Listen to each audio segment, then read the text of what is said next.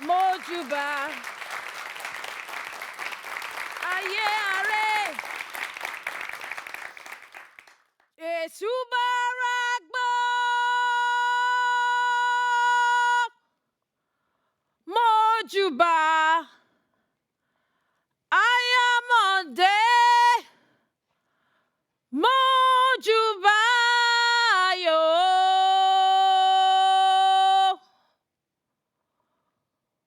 Mojuba. Yo. Lagbanda. Mojuba. Yo.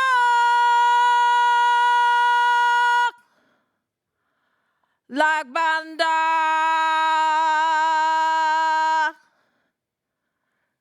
Yeah, yeah, yeah, yeah. Oh. Oshun, Oshun, oh, Aremi, Oshun, Ashekumere. Yeah, yeah, yeah, yeah, oh. Oshun, Oshun, oh, Aremi, Oshun, Ashekumere. Mama wa, Dr. Geraldine Connor. Ethnomusicologist, carnivalist, mother to many. Yeah, yeah, yeah, yeah, oh. Oshun, Oshun, oh, Aremi, Oshun, Shekumere.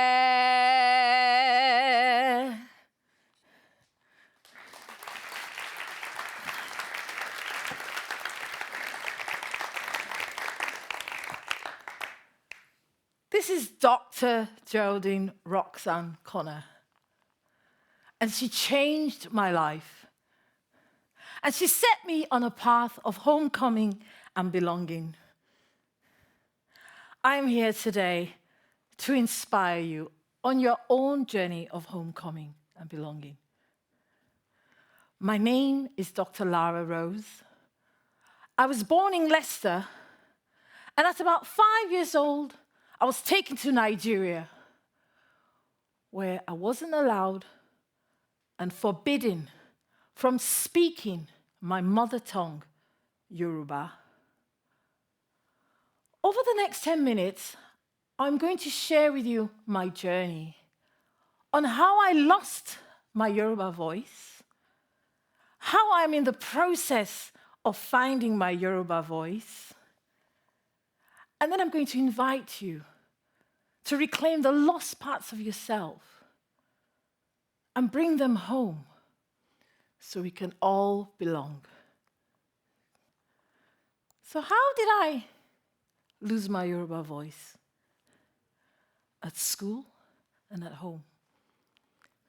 In Nigeria, indigenous languages were classed as vernacular at school, including Yoruba. They were also classed as uncivilized. You were not allowed to speak Yoruba at school. It was against school rules. And if you got caught, punishments such as face the wall, stoop down, kneel down, carry a chair on your head, sweep the floor, write 1,000 lines, I will not speak vernacular on school premises. I will not speak vernacular on school premises were commonplace. Likewise at home, communications were in English. For the first few months to a year of arriving in Nigeria, I stayed with my grandmother. Grandma was very strict. Grandma spoke to me in Queen's English. Grandma was a school teacher. Grandma even had her own finishing school, where she would line us all up, shoulders back, with books on our heads to walk in a straight line, especially the girls. At home, you were not allowed to speak any Yoruba words that you heard outside, from neighbors, from school. from relatives even, in case it polluted our English words. I pretty much grew up in an English environment. So how am I in the process of reclaiming my Yoruba voice? Through my music and through my art. But it all started with Geraldine and her Carnival Messiah. The late Dr. Geraldine Connor was a British Trinidadian ethnomusicologist, theatre director, musician, singer-songwriter, mentor, teacher, mother. Geraldine was also a lecturer at the Old Bretton Hall at the University of Leeds. And for her PhD artifacts, she pioneered the multicultural, joyous theatre production, Carnival Messiah. I had the opportunity to be a part of Carnival Messiah. Carnival Messiah was actually a rework of Handel's Messiah. And Geraldine had incorporated Caribbean culture, carnival culture, alongside European classical music. And during the performances, I was able to sing Yoruba lyrics alongside English lyrics, and I felt so much at home, but I couldn't understand why. I had lots of conversations with Geraldine, and on her discovery of my Yoruba heritage, she said to me, "Child, you need to tell your Yoruba story in your music and art." No pressure. So how did I go about telling my story in my music and my art? I thought, what Yoruba do I already know? Things like nursery rhymes, greetings. Ẹ káàárọ̀ ma, ẹ káàárọ̀ sir. Good morning ma, good morning sir. Is Yoruba I know, is Yoruba I know. Folk songs. One such song I remember is one about children dancing on the trees. And it goes something like this. And if there's any Yoruba in the midst, feel free to join in, because you'll know this one. And it goes like this. Abe igi orombo, ibẹ̀ la gbé ń ṣeré wa. Inú wa dùn, ara wa yá. Abe igi orombo, orombo. Abe igi orombo. Clap, clap. Ibẹ̀ la gbé ń ṣeré wa. Inú wa dùn. We are happy. Ara wa yá. We are nice under the tree. Orombo.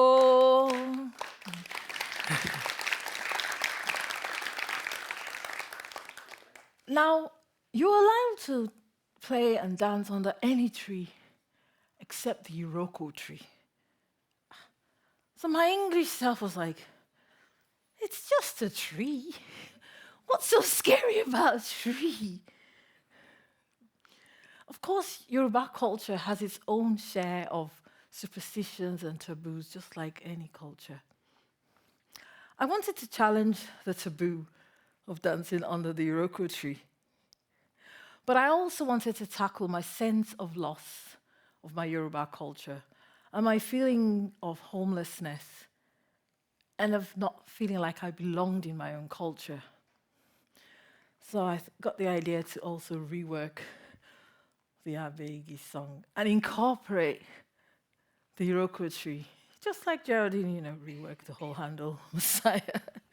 So I thought I'll start with a little song, and it goes like this.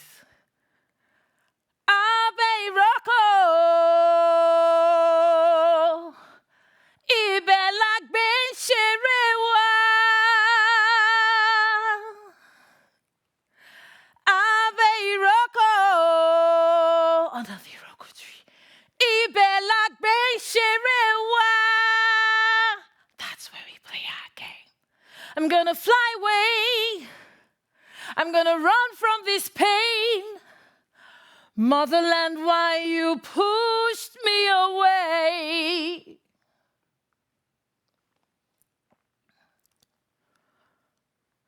This is a very messy process, as you can imagine, trying to retrieve a lost culture from fragments. Sadly,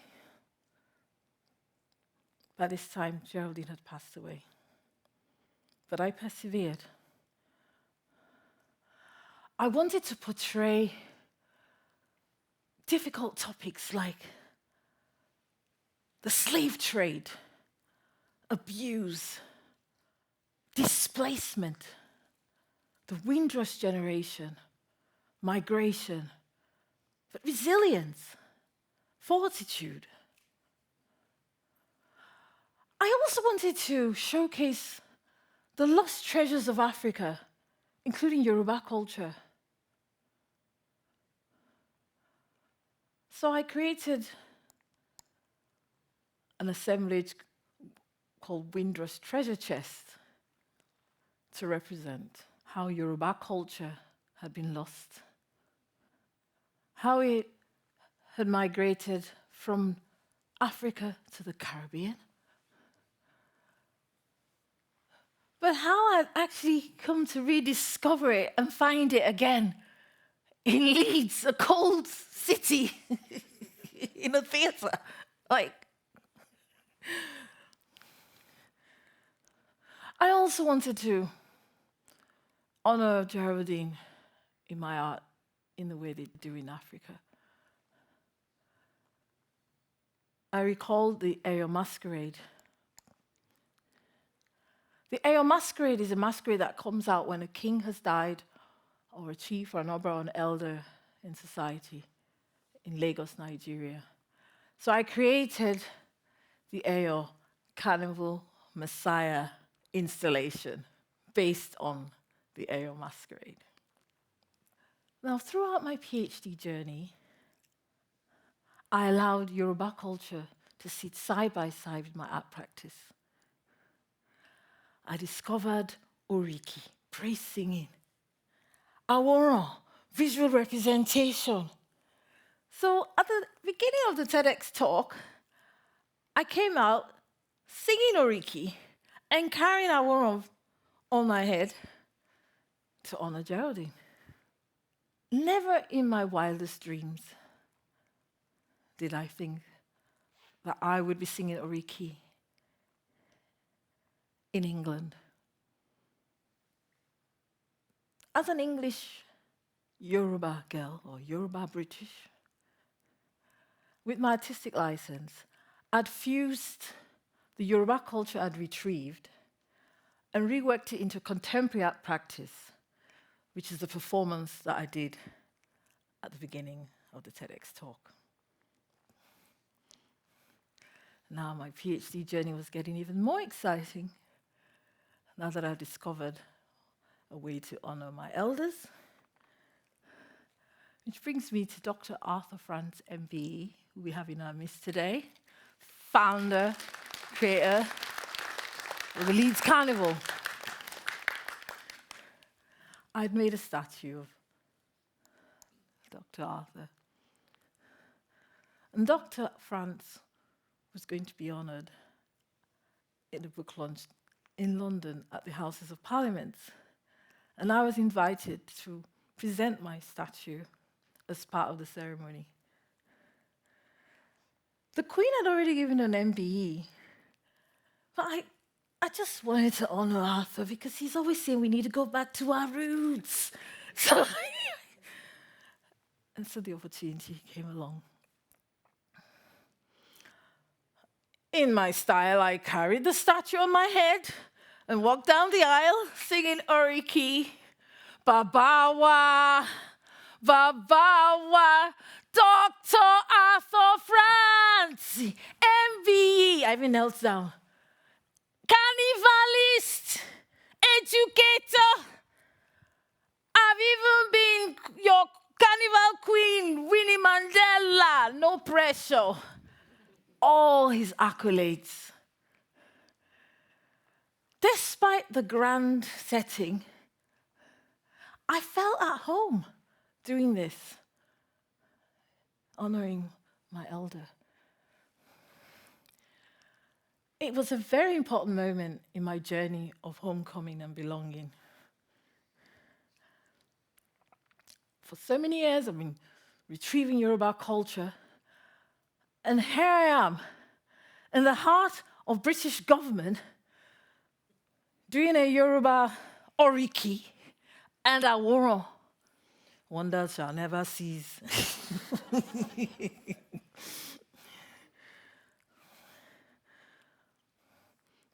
The culmination of my PhD resulted in me creating the first life-size statue of a black woman in Leeds. And you guessed right, that of Dr. Geraldine Roxanne Connor. Geraldine said to me, Lara, you need to tell your Yoruba story. You can't hide. Come on, child. And I feel so grateful, and I feel so blessed. I feel honored that I am achieving this. I don't feel as nervous and anxious as I used to be about Yoruba culture. Indeed, I feel a new sense of homecoming and belonging. And I am finding my Yoruba voice.